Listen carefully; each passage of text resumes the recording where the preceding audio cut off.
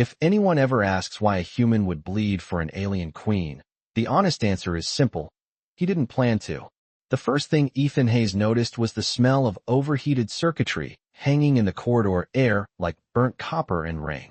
The second thing he noticed was that someone was kneeling beside him, and whoever she was, her touch was strangely gentle for a place that sounded like a dying starship.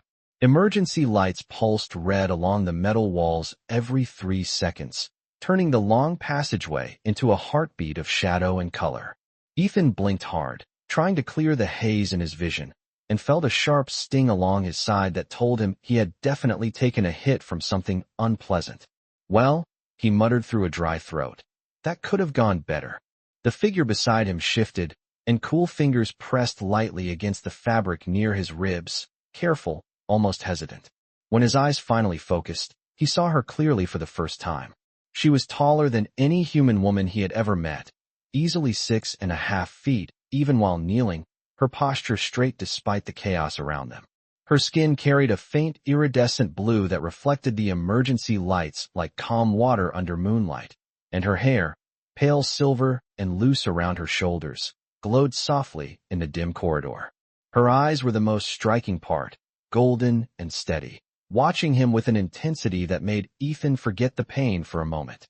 She spoke quietly, almost to herself, her voice low and melodic in a way that made the translator in Ethan's collar hum softly.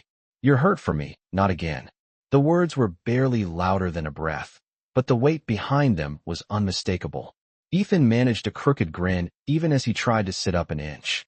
"Relax," he said, voice rough but steady. "I've had worse working 12-hour shifts in a cargo bay." The alien woman's expression did not change, but something flickered behind her eyes, something deeper than simple concern. She placed one hand lightly against the wall to steady herself as the station trembled with another distant impact, the vibration running through the floor plates beneath them like a warning drum.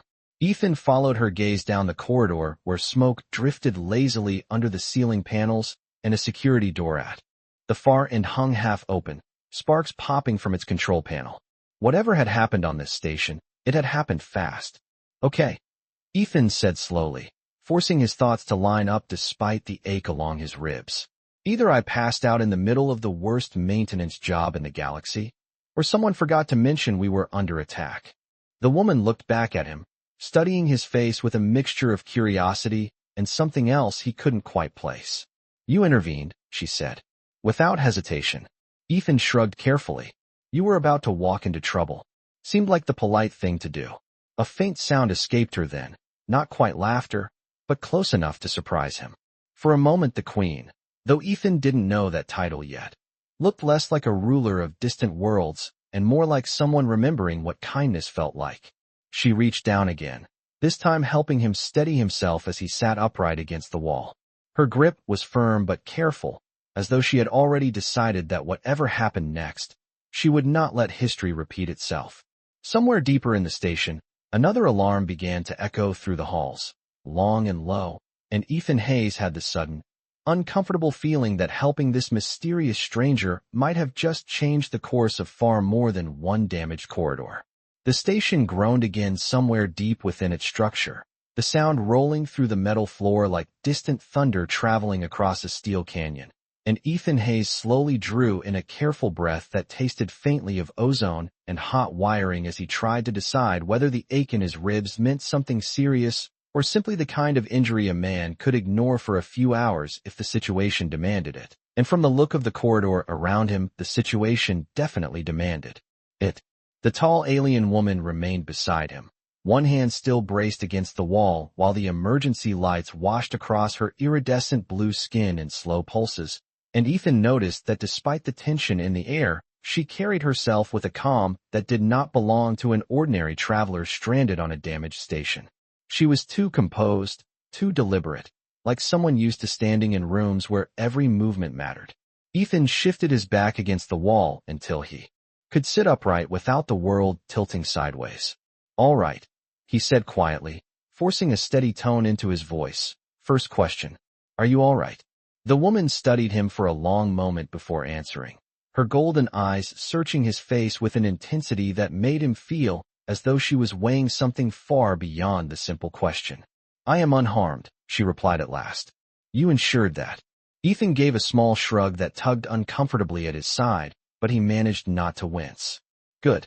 That means I did not completely waste the effort." Another low tremor moved through the corridor, followed by the distant echo of an automated announcement struggling to cycle through emergency protocols in several languages. The words broke apart in static before repeating again, which usually meant the station systems were trying very hard to stay functional while something unpleasant interfered with them. Ethan tilted his head slightly, listening the way maintenance crews learn to listen after years around machinery. "That alarm pattern," he murmured, "means the internal network is locked down. Somebody triggered a full security partition." The woman's gaze shifted briefly toward the half-open security door down the corridor where sparks occasionally jumped from the damaged control panel. "You understand this station well," she said. Ethan let out a short breath that almost turned into a laugh. "I helped install half the environmental systems here 3 months ago. When a place like this starts complaining, I can usually tell which part of it is hurting." For the first time, a faint trace of curiosity appeared on her face. "Then you are not military?" "No, ma'am," Ethan replied. "Just an engineer who apparently has terrible timing." He pushed one hand against the wall and slowly rose to his feet, testing his balance carefully. The corridor swayed for half a second before settling again. Not perfect, but workable. The alien woman watched the movement with quiet focus, as if she expected him to collapse at any moment. And when he remained standing, she gave a small nod that seemed almost approving. "You should remain still," she said. "Your injury has not been properly treated." Ethan glanced down at the dark stain along his side, and then back at the corridor ahead where smoke drifted lazily beneath the ceiling lights. "That is probably true," he admitted. "But if the station keeps shaking like that, staying here might not be the smartest option either." He gestured toward the damaged door at the far end. "There is a medical alcove about 200 feet that way.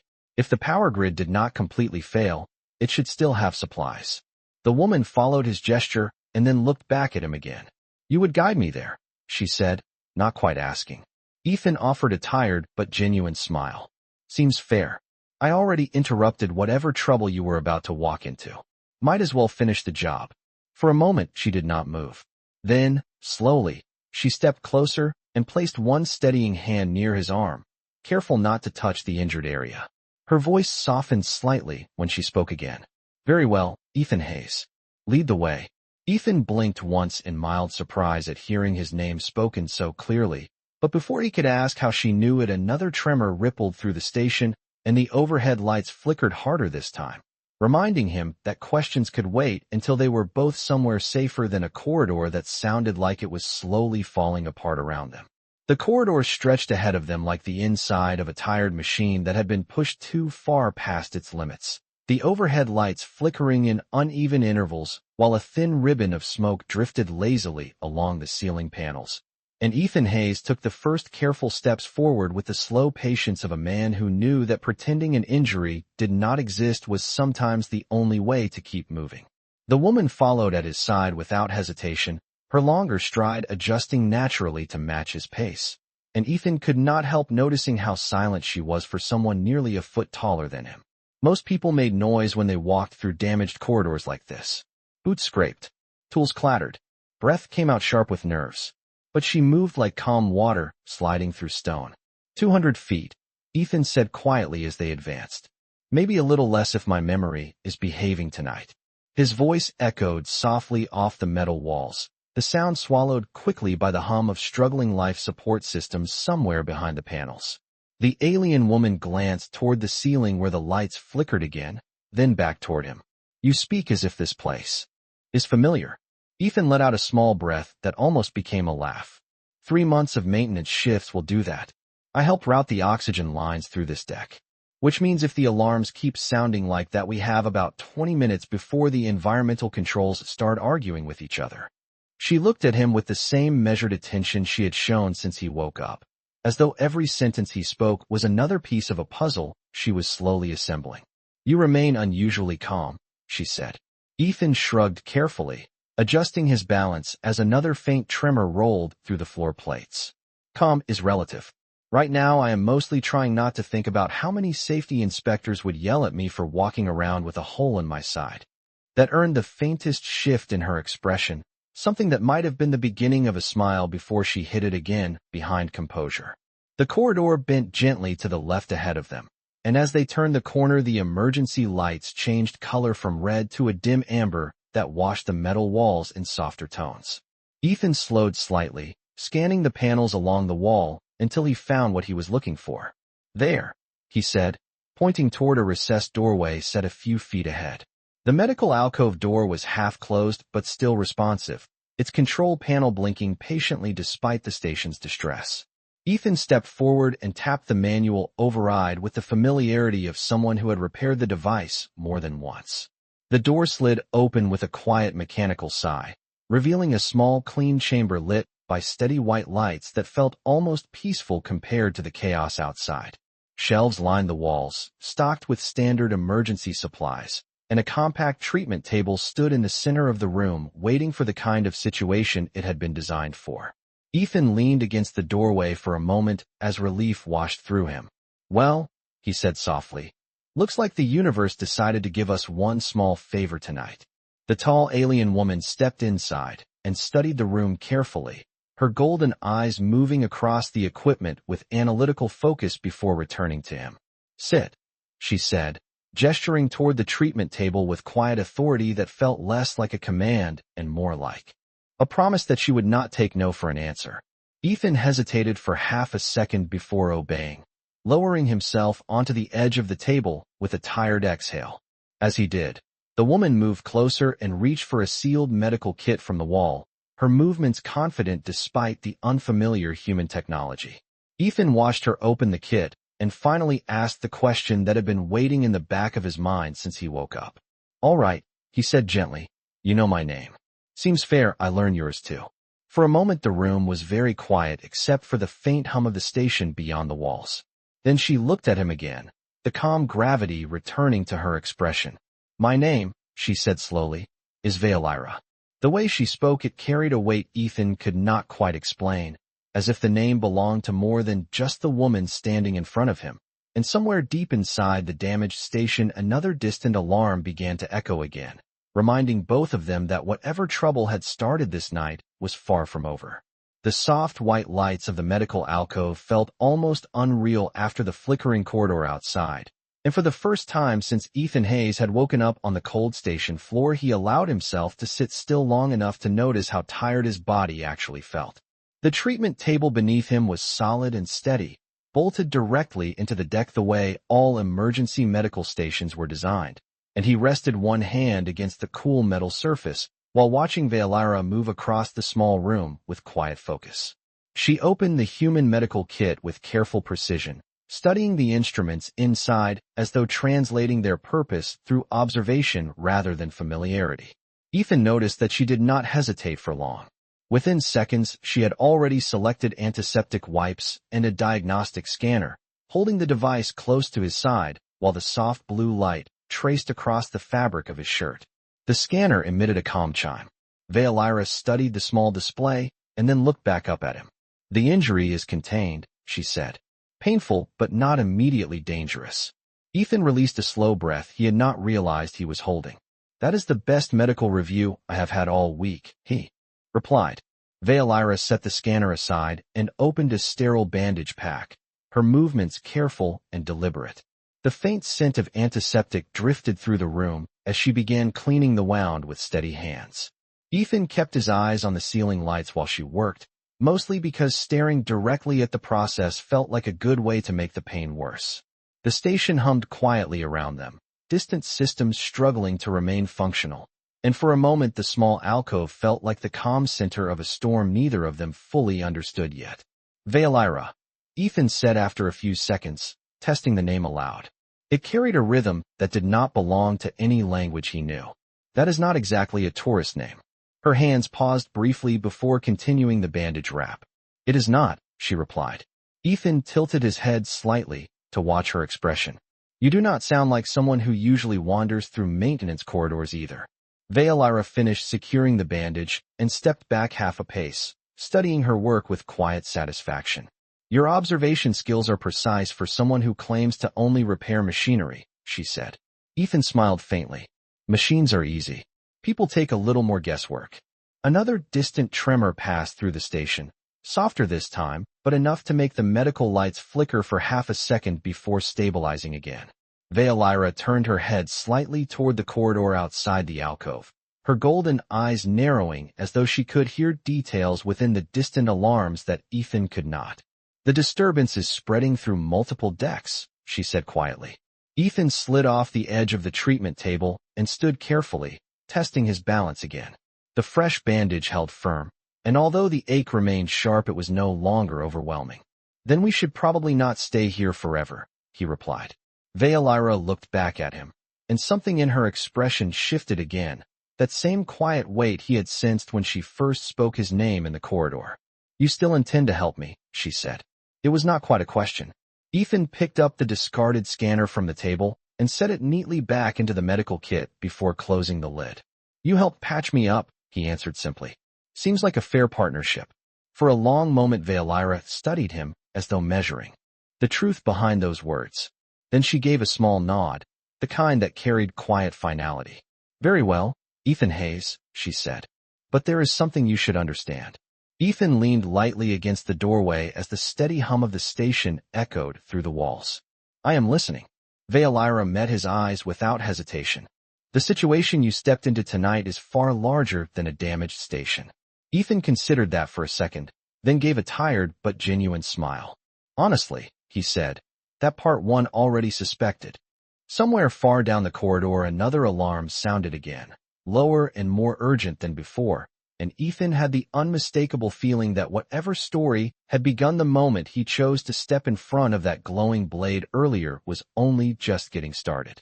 The alarm echoing through the station had changed its rhythm, and Ethan Hayes recognized that immediately as the kind of subtle shift only someone who had spent months listening to machinery could notice. The difference between a warning and a system that had decided the situation was no longer theoretical. The medical alcove door slid open with a quiet mechanical hiss as he stepped back into the corridor, the cooler air carrying the faint scent of heated wiring and recycled oxygen. Veolyra moved beside him without hesitation, her tall silhouette framed briefly by the steady white light of the alcove before the door closed behind them, and the dim amber emergency glow reclaimed the hallway. Ethan paused for a moment, listening again. Somewhere far above their deck, heavy containment shutters were sealing in sequence, each one closing with a distant metallic thud that traveled through the station structure like the slow heartbeat of a giant machine. That is not normal, he said calmly. Veolyra watched him with quiet interest. You sound certain. Ethan gestured lightly toward the ceiling.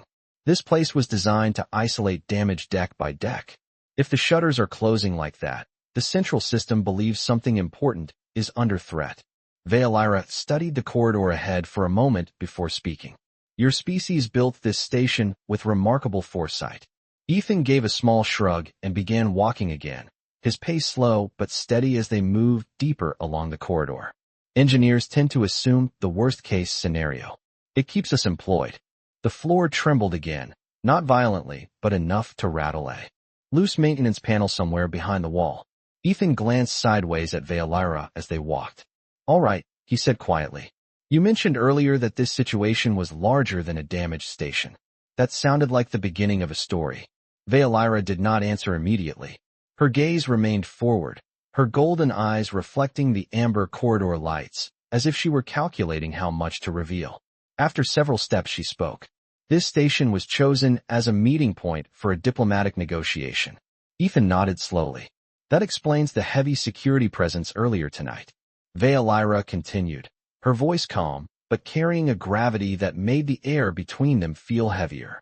Several factions within my civilization do not approve of those negotiations. Ethan stopped walking. He looked at her carefully now, the pieces beginning to connect in a way that made the quiet corridor feel suddenly much more significant. When you say your civilization, he said slowly, you do not mean a corporate board or a trade guild. Veolyra met his gaze directly. For the first time since they met there was no hesitation in her voice. I am Veolyra of the Silurian throne. The words hung in the corridor like a shift in gravity. Ethan blinked once. Then he exhaled slowly through his nose. "So," he said after a moment, "not a tourist." Veolira watched him closely, perhaps expecting shock or disbelief. Instead, Ethan leaned lightly against the wall and rubbed the back of his neck with one hand. "I should probably say something respectful right about now," he admitted. "But honestly, I am mostly thinking about how much paperwork this is going to create." Veolira's expression softened just slightly. "You are not surprised." Ethan shook his head. "I work maintenance on an interstellar station. Eventually you run into somebody important." He straightened again and glanced down the corridor ahead where the lights flickered once more. "The real question is why someone important like you is walking through a service hallway with no escort." Veolira's eyes grew distant for a moment. "Because someone ensured my escort would not reach me." Ethan let out a slow breath as the last pieces of the situation settled into place in his mind. "Which means," he said carefully, "whoever started tonight's problems is still somewhere on this station." Veolira gave a quiet nod. "Yes." Ethan looked down the corridor again, the dim amber lights stretching into shadow, and the calm engineer inside him quietly accepted the reality of the situation. "All right then," he said. "Looks like your evening got complicated." Then he glanced back at her with a faint, steady smile. "Good thing you ran into an engineer who already knows where half the hidden corridors lead." For several seconds the corridor remained quiet except for the low mechanical hum of the station fighting to stay alive, and Ethan Hayes stood there studying the tall alien woman beside him with the expression of someone recalculating the scale of a problem that had just grown about 10 sizes larger.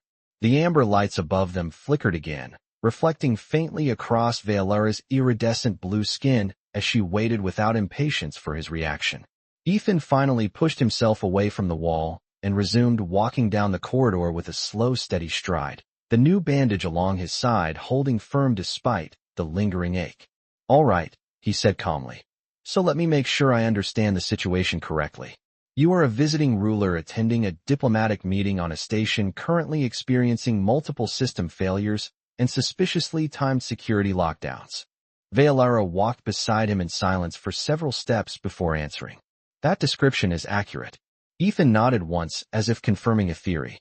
"And the group responsible for tonight's problems would probably prefer that meeting never happens." "Correct." Ethan released a quiet breath through his nose. "Well, that explains the closed blast shutters." They reached an intersection where the corridor split in two directions, one passage leading toward the public concourse decks, and the other sloping downward toward the deeper infrastructure levels that only station personnel usually visited. Ethan stopped again and studied the floor panel markings that glowed faintly along the edges of the walkway. The symbols meant little to most visitors, but to someone who had spent months crawling through service tunnels, they were practically road signs. Veolira watched him closely. "You already have a destination in mind." Ethan crouched briefly beside a maintenance panel, brushing dust away from a glowing directional arrow. "When security protocols activate like this, the central control core usually becomes the safest place on the entire station," he said. "It is buried under about 20 feet of reinforced plating, and every system in the structure feeds through it." Veolira considered that quietly. "Then whoever orchestrated tonight's events would attempt to control that location." Ethan stood again and nodded. "Exactly. Which means we either avoid it completely or reach it before anyone else locks it down." Another distant vibration passed through the station walls, followed by the faint sound of an automated announcement restarting its emergency broadcast cycle somewhere on the upper decks. Ethan glanced upward toward the ceiling and then back at Veolira. "The problem is that most routes to the core pass through the main transit corridors, and if someone is already searching the station, those will be the first places they watch." Veolira folded her arms lightly across her chest, her expression thoughtful rather than concerned. "But you know another route." Ethan smiled faintly. "Engineers always know another route." He turned toward the descending corridor and gestured down the sloping passage. "Maintenance shafts run parallel to the power conduits beneath this deck. They are not comfortable, they smell like recycled coolant, and most people avoid them because the ladders are about 40 feet tall, but they connect directly to the control levels." Veolira studied the darkened corridor ahead and then looked back at him. "You would guide me through those passages." Ethan shrugged. "You did say the situation was larger than a damaged station." If someone is trying to interfere with a peace negotiation between civilizations, then getting you safely to that control core suddenly feels like a maintenance issue worth fixing. Veilira held his gaze for a moment longer, something thoughtful passing through her golden eyes. Then she inclined her head slightly in a gesture that felt surprisingly formal for a dim service corridor.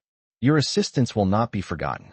Ethan turned and started down the descending passage with the relaxed confidence of someone navigating familiar territory. Let us worry about remembering things later, he said over his shoulder. First we make sure this station stays in one piece. And as they disappeared deeper into the quieter maintenance levels, the alarms above them continued to echo through the steel bones of the structure like a warning that the night was far from finished.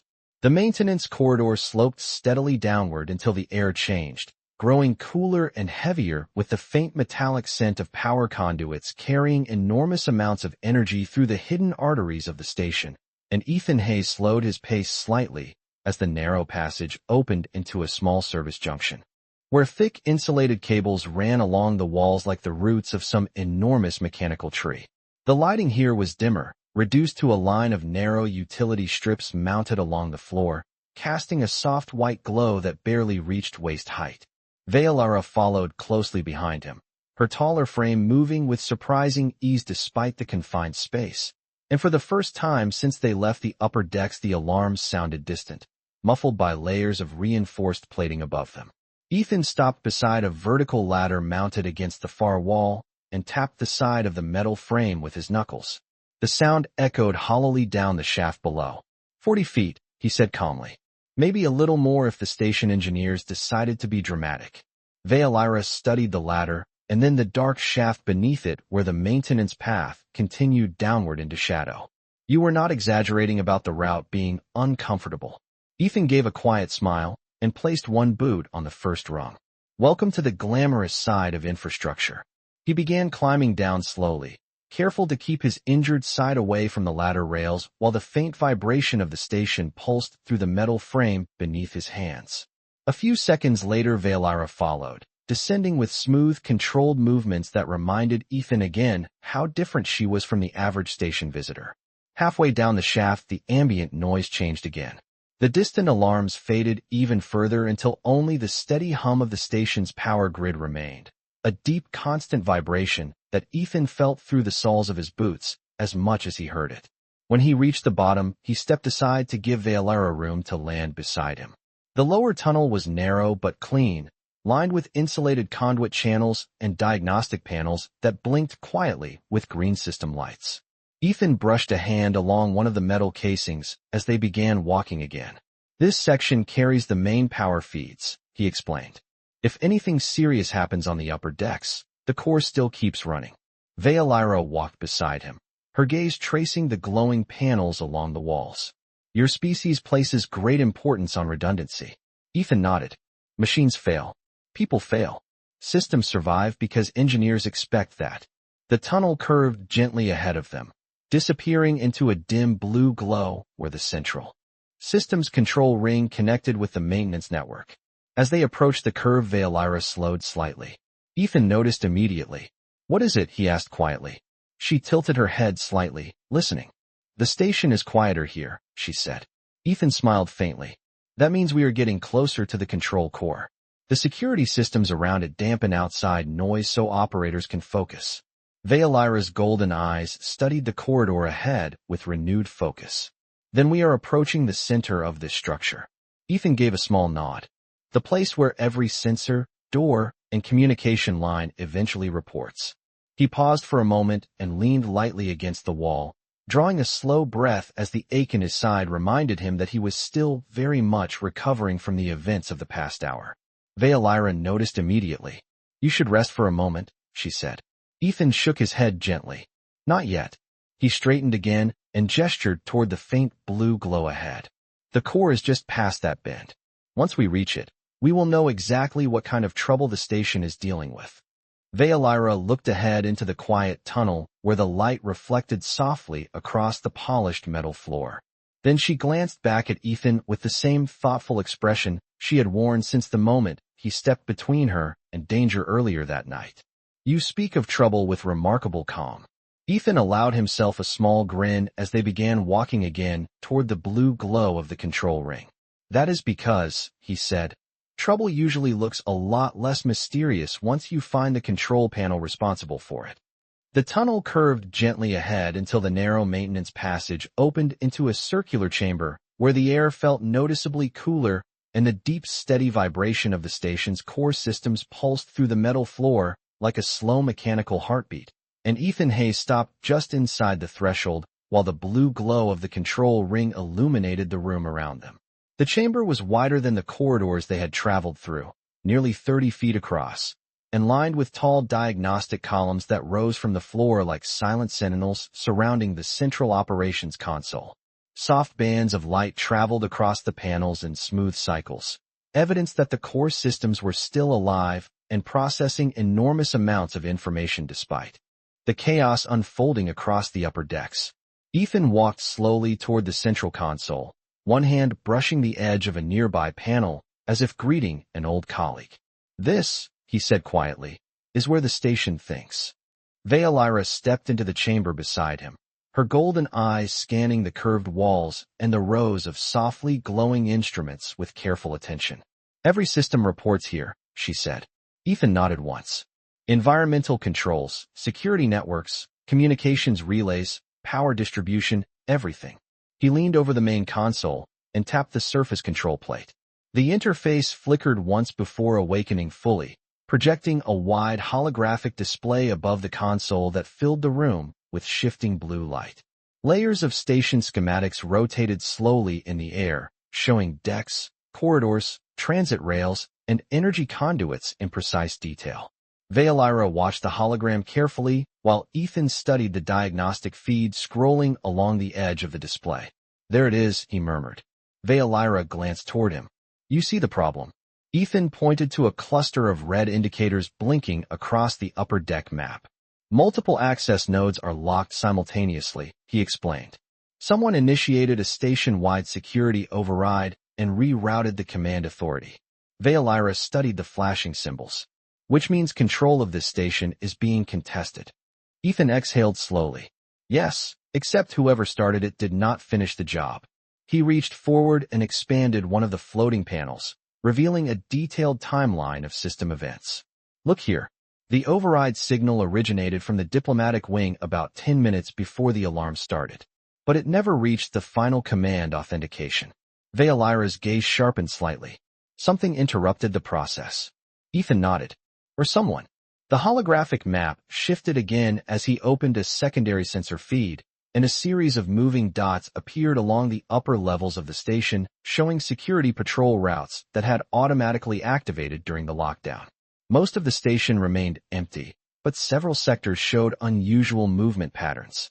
Veilira watched the display with quiet focus. "They are searching." Ethan straightened slowly and folded his arms as he studied the hologram. "Which means they expected to find something quickly, and they did not."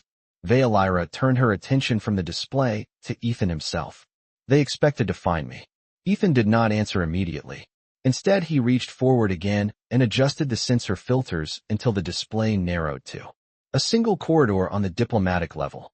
One faint signal remained active there, moving slowly through the sector where the negotiation chambers were located. Ethan tapped the panel once more, and the signal expanded into a larger tracking display. "Looks like somebody is still trying to locate you," he said quietly. Veilira stepped closer to the console, her expression thoughtful but calm. "Then our presence here has bought us time." Ethan glanced toward the quiet tunnel behind them where the maintenance passage disappeared back into shadow. The core chamber remained peaceful compared to the chaos above, but the holographic display told a different story about the situation unfolding across the station. He turned back toward Veilira and gave a small, thoughtful smile. "Good news is the station still answers to its engineers," he said. Then he rested his hand lightly on the control console as the holographic map continued rotating above them. "Bad news is whoever started this mess probably knows that too." The holographic map above the control console rotated slowly in the quiet chamber, layers of blue light reflecting across the curved walls, while the steady vibration of the station core continued beneath Ethan Hayes' boots. And for a moment neither he nor Vora spoke, as both studied the shifting display. Ethan leaned slightly closer to the console and adjusted the sensor filters again, his fingers moving with the practiced familiarity of someone who had spent too many late nights repairing stubborn control interfaces. New lines of data appeared along the edge of the projection, scrolling steadily as the station attempted to reconcile conflicting command signals. Interesting, Ethan murmured. Veolyra turned her attention toward him. You have discovered something. Ethan nodded slowly and expanded another panel in the holographic display. A network diagram unfolded in the air, showing how Command Authority had attempted to move through the station's internal systems before abruptly stopping. Whoever initiated the override knew what they were doing, he said. They started with the diplomatic wing, then pushed towards central command access. That is exactly how a professional would attempt to take control of a station like this. Veolyra studied the display carefully, but they did not succeed. Ethan pointed toward the highlighted command path. No. Something interrupted the sequence before final authorization. Veolyra looked thoughtful. Perhaps the interruption was my absence. Ethan glanced toward her with a faint smile. That would make sense. If the system expected you to still be in the negotiation chamber, the override might have required confirmation from your presence in the official command registry. Veolyra watched the glowing map for a moment longer, then spoke quietly. Then whoever planned this event believed I would remain where protocol placed me. Ethan leaned back against the console and folded his arms as he studied the moving sensor dots across the upper decks. Which means the moment you left that corridor earlier tonight, their entire timeline fell apart. Veolyra's expression remained calm, but Ethan could see the subtle weight behind her eyes again. The quiet understanding that many events across the station were unfolding because of decisions made far beyond its walls. They will adjust, she said. Ethan nodded once. Yes, people who plan operations like this usually do. He tapped the console again and opened the communications grid. The display flickered as the station attempted to reconnect its fractured network channels. Several systems responded immediately, though most were locked behind security partitions created during the earlier override attempt. Ethan scanned the interface quickly. All right, he said. Good news. The control core still recognizes local engineering access. Veolyra stepped closer to the console, which means you retain authority over certain systems. Ethan allowed himself a small satisfied grin. Turns out maintenance engineers still outrank saboteurs when it comes to keeping the lights on. He began typing commands into the console, rerouting power flows, and reopening several internal sensor arrays that had been shut down during the security lockdown. One by one, the red warning icons across the holographic map shifted back to neutral blue as additional data streams came online. Veolyra watched the changes unfold across the display. You are restoring the station's awareness. Ethan nodded while continuing to work. If someone is searching the upper decks, I would prefer to see them before they see us. The holographic map adjusted again, revealing a clearer picture of the station's internal movements. Most sectors remained quiet, but a small group of unidentified signals had begun moving closer toward the infrastructure levels. Ethan noticed immediately. Well, he said thoughtfully, looks like our visitors are learning new tricks. Veolyra followed his gaze toward the blinking indicators approaching the maintenance levels. They are narrowing their search. Ethan rested one hand on the edge of the console and studied the display carefully. The calm hum of the station continued around them, but the quiet control chamber no longer felt isolated from the events unfolding above. Then we should assume they will eventually reach this section of the station, he said. Veolyra turned slightly toward him, her voice steady but firm. You knew that when you chose to come here. Ethan met her gaze with the same relaxed expression he had worn since the moment they met in the corridor. Of course, he said calmly. Then he gestured toward the glowing console in front of them. But the difference now is that we will see them coming long before they reach this room. The blue holographic display continued to rotate slowly above the central console, bathing the quiet control chamber in shifting light, while Ethan Hayes watched the moving sensor markers inch steadily closer through the station's lower infrastructure levels. And although the room itself remained calm, the map told a very different story about the direction the night was taking. He rested both hands lightly on the edge of the console and studied the incoming signals with the steady focus of someone who had spent most of his career solving problems that started small and gradually revealed themselves to be much larger. Veolara stood beside him, her posture tall and composed as her golden eyes followed the same moving points of light approaching through the maintenance network. "They are adapting quickly," she said quietly. Ethan nodded once without looking away from the display. "That usually means the people behind this know the station layout, or at least have access to partial schematics." He tapped the console again and opened a deeper diagnostic layer that expanded the maintenance grid across the holographic map. Thin blue pathways appeared beneath the main corridors, showing the hidden service routes that ran through the structure like the veins of a living organism. "If they are using the main decks, they will reach the lower infrastructure access points within about 12 minutes, he said calmly. Veolara studied the projected map with careful attention. "And once they discover the maintenance shafts we use to reach this level, they will follow." Ethan gave a small thoughtful nod. "Eventually, yes."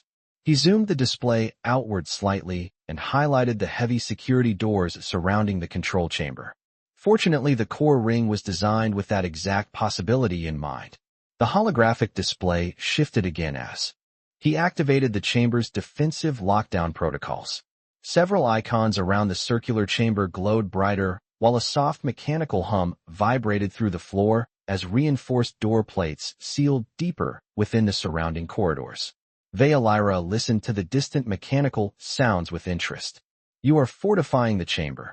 Ethan leaned back slightly from the console and folded his arms as he watched the system confirmation indicators settle into place. "More like buying us time." Veolara turned toward him. "Time for what?" Ethan looked back at the floating station schematic where the diplomatic wing remained highlighted in faint amber.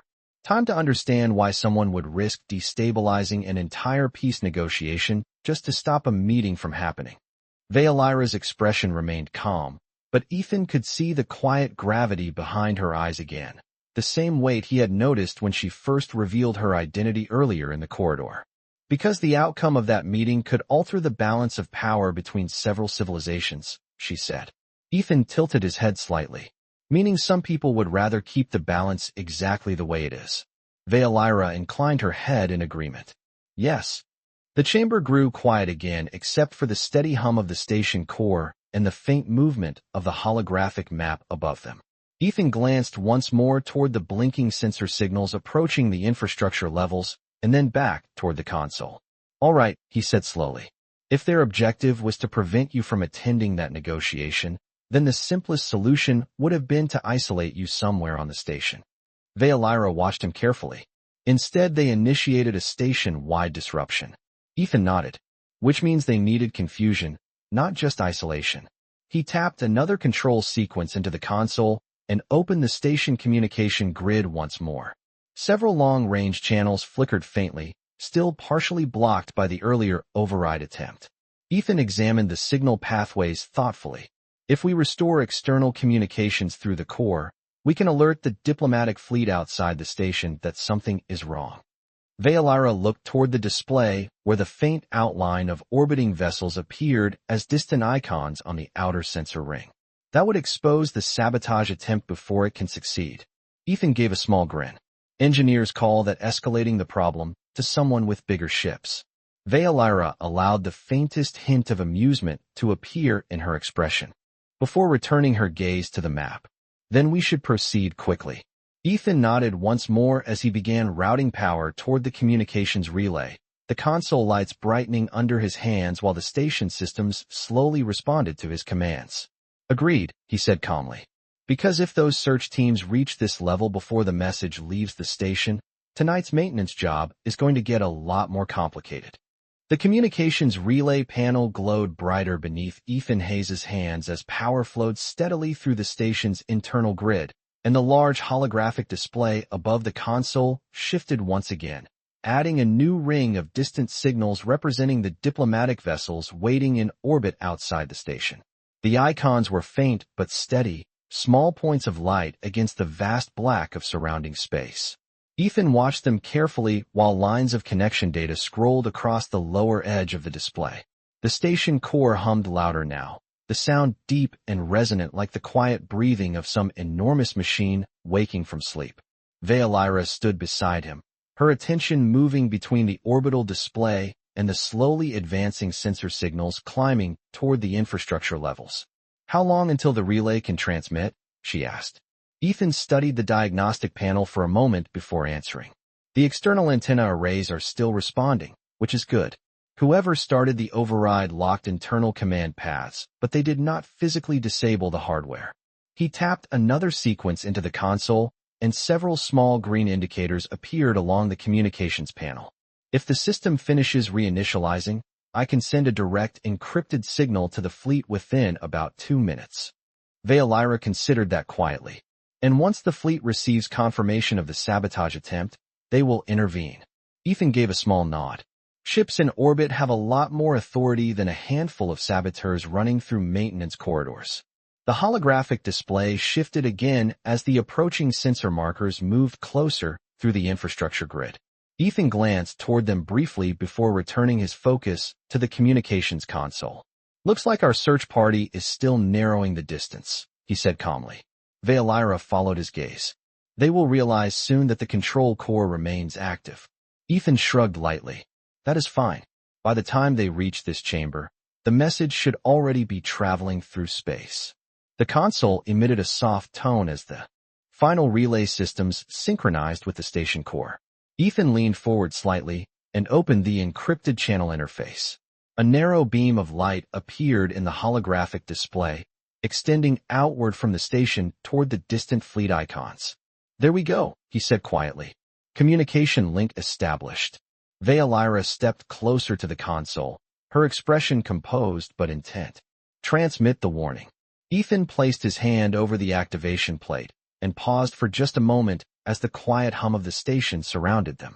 "You know," he said thoughtfully, "this is usually the point in a maintenance job where everything finally makes sense."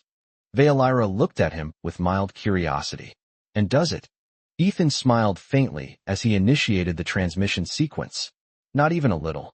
The console pulsed with light as the encrypted message launched through the station's external antenna network and out toward the ships waiting in orbit. The beam in the holographic display brightened briefly, confirming that the signal had cleared the station boundary. Ethan leaned back slowly and watched the beam fade into the darkness beyond the map. "Message sent," he said. Veolyra studied the orbital display where one of the fleet icons blinked in acknowledgement of the incoming transmission. "Then the situation has changed." Ethan nodded as the quiet chamber returned to its steady rhythm of machinery and light. "Yes," he said calmly. Then he glanced once more toward the blinking sensor signals, now only a few corridors away from the core chamber. "Unfortunately," he added with a relaxed breath, "so has their timetable." Veolyra followed his gaze toward the approaching signals, her golden eyes reflecting the soft blue glow of the console as the distant footsteps of unseen pursuers drew slowly closer through the silent tunnels of the station. The control chamber remained calm on the surface, the blue glow of the holographic station map turning slowly in the air while the deep mechanical heartbeat of the station core vibrated through the metal floor beneath Ethan Hayes' boots. Yet the blinking sensor indicators approaching through the maintenance tunnels told a far less peaceful story. Ethan watched the signals steadily inch closer across the display, his eyes tracking their movement with the same quiet concentration he would use while diagnosing a stubborn power relay. Beside him, Veolyra stood tall and composed, her golden eyes reflecting the faint light of the console as she followed the same approaching markers. "The message has left the station," she said quietly. Ethan nodded once. "Yes, which means the fleet already knows something went wrong tonight." The holographic display shifted again as a new transmission icon blinked on the outer ring of the map. Ethan glanced toward it and allowed himself a small satisfied breath. "And that," he said calmly, "looks like a reply signal." Veolyra studied the new icon carefully. "They are acknowledging the warning." Ethan leaned forward and expanded the incoming data stream. Lines of encrypted fleet communication appeared across the display, translating slowly as the station core processed the signal. After a moment, the message resolved fully, and Ethan read it silently before straightening again. "The diplomatic escort ships are already adjusting their approach pattern," he said. "They are preparing to secure the station once they receive full confirmation of the situation." Veolyra inclined her head slightly. "Then the plan to disrupt the negotiations has failed," Ethan looked back toward the approaching sensor markers, which had now reached the outer corridors surrounding the infrastructure level. Almost, he said.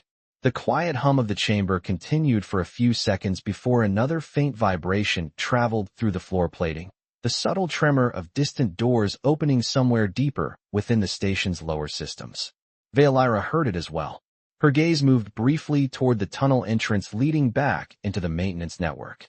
They are close. Ethan nodded slowly. Closer than I would prefer. He tapped another command into the console and opened the internal security panel controlling the core chamber's defensive systems. Several shield icons appeared across the holographic display, forming a protective ring around the chamber itself. The control core can seal itself for a limited time, he explained. Reinforced barriers, environmental isolation, and automated defense protocols. Veilira watched the defensive ring activate around the chamber on the holographic map. How long can it hold? Ethan studied the power distribution readout before answering. Long enough for the fleet to arrive. Veilira's attention returned to him then, her expression thoughtful but steady. You continue to assist even though this conflict does not belong to your people. Ethan rested one hand against the console and gave a small, thoughtful smile. Machines do not care who started the problem, he said calmly. They only care whether someone fixes it. Veilira observed him quietly for a moment longer before turning her gaze back toward the tunnel entrance where the distant footsteps of unseen searchers echoed faintly through the metal passages beyond. The control chamber lights glowed steadily around them, a calm island of blue light in the vast mechanical heart of the station. Ethan watched the defensive system cycle into readiness across the holographic display, then glanced once more at the blinking fleet icons slowly shifting position in orbit outside. All right, he said quietly. The message is sent, the station core is locked down, and help is on the way. He folded his arms and leaned lightly against the console as the distant echoes in the tunnels grew slightly louder. Now, he added with a calm breath, we just have to keep everything running until it arrives. The control chamber remained steady and quiet despite the growing echoes in the tunnels beyond the sealed access corridors, and Ethan Hayes stood beside the central console, watching the holographic station map rotate slowly above them, while the distant sensor signals paused just outside the reinforced perimeter surrounding the core ring. The chamber lights reflected softly across the polished floor as the station's defensive systems held their silent guard. Veilira stood a few feet away near the curved wall of diagnostic columns, her tall silhouette calm and unshaken as she listened to the faint sounds moving through the metal corridors beyond. For a moment neither of them spoke. The hum of the station core filled the space like the deep breathing of a vast machine that had no concern for the political storms unfolding inside it. Ethan finally glanced toward the outer orbital display where the diplomatic escort ships continued shifting position in slow arcs around the station. Their icons glowed brighter now, confirmation that the fleet had received the warning and was adjusting its approach. He rested one hand against the console and allowed himself a quiet breath of relief. Looks like they are almost here, he said calmly. Veilira stepped closer to the display and studied the approaching fleet markers. Their arrival will expose what was attempted tonight. Ethan nodded slightly, and probably make a lot of powerful people very uncomfortable. The faint echoes in the tunnels faded gradually as the station's defensive barriers held firm, leaving the chamber once again surrounded only by the soft mechanical rhythm of the core systems. Veilira turned toward Ethan then, studying him with the same thoughtful expression she had carried since the moment he stepped between her and danger earlier in the night. You acted without hesitation when you saw what was about to happen, she said quietly. Ethan shrugged gently, careful of the bandage beneath his shirt. That was not exactly a strategic decision, he replied. It was more of a reflex. Veilira's golden eyes held his gaze. Reflex or not, your action altered the course of this night. Ethan leaned lightly against the console and looked back toward the slowly rotating station map. Maybe, he said, but most of what happened tonight came down to timing and a little luck. Veilira remained silent for a moment before speaking again. In my world there are many who would have called such luck destiny. Ethan smiled faintly at that. Engineers usually call it a system behaving better than expected. The holographic display shifted slightly as new fleet signals appeared on the outer edge of the map, the diplomatic escort vessels moving closer into station orbit. Their approach pattern formed a protective arc around the structure, and for the first time since the alarms began, the sensor indicators across the station began slowly returning to normal operation. Ethan watched the changes with quiet satisfaction. "Looks like the station is about to have a lot of official visitors," he said. Veolyra followed his gaze toward the fleet icons, and then back to him. "When this situation is resolved, the negotiations will still continue." Ethan nodded. "Good. That means all this trouble did not stop the meeting after all." Veolyra studied him one last time, the faintest hint of a smile touching the edge of her expression. "No," she said softly. "It did not." The control chamber remained peaceful as the fleet completed its approach outside the station, the great machine beneath their feet continuing its steady work as if the events of the night had been nothing more than a brief interruption in its endless routine. Ethan watched the final sensor alerts fade from the holographic map, and then glanced toward Veolyra again with the relaxed calm of someone whose unexpected maintenance job had finally reached its conclusion. Somewhere far beyond the station walls, the first escort vessel moved into docking position, and the long quiet night inside the control chamber slowly gave way to the promise of morning.